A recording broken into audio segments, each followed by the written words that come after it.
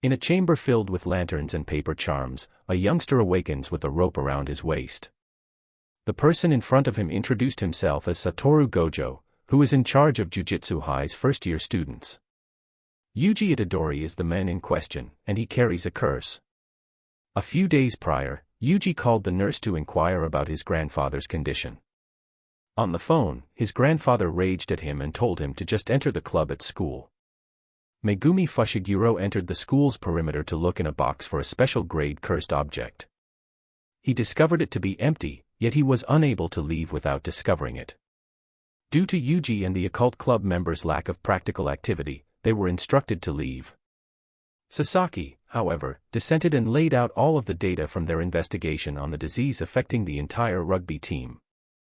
The president claimed that Yuji, who was in fact an official member of the track and field club, was the true issue because she prevented the occult club from getting the necessary 3 members despite only having 2 members.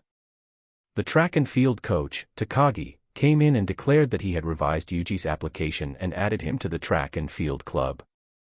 He wanted Yuji to triumph in the nationwide contest. Yuji objected and maintained that he did not want to participate in the tournament, claiming that he wrote the occult club. He was pushed to compete for it by the coach. A grade 2 curse was seen traveling through the field by Megumi, but it wasn't the item he was seeking for. When he arrived on the pitch, Yuji was engaged in combat with the coach. Without much effort, Yuji triumphed. Impressive was Megumi. Yuji admitted to Sasaki that he liked the ambience at the occult club. Megumi detected the scent of a cursed object on Yuji as he departed to visit his grandfather, but he fled too quickly. Yuji's grandfather reprimanded him for missing out on club events. He advised his grandson to be courageous enough to help people even if he received no thanks in return. Unlike him, he didn't want Yuji to pass away alone. The elderly man died. Yuji, remembering his grandfather's advice, packed up, took care of his grandfather's death documents, and went.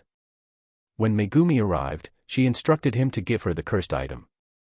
He clarified that it might materialize as something evil.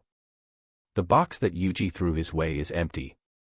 His seniors were with the item inside. They intended to decipher it that evening. Megumi thought that they would perish. The 2 occult club members who were still present gathered in their clubroom. By candlelight, they attempted to remove the object's wrappings and discovered a finger. Then, a curse was heard coming from the ceiling as the light went out. To save them, Megumi and Yuji hastened back to the school. Yuji was requested to remain while he took care of things by Megumi. Club members were pursued by the curse. When Megumi arrived, she employed a method to call 2 wolves. Yuji hesitated outside out of fear, but he thought back to his grandfather's parting advice.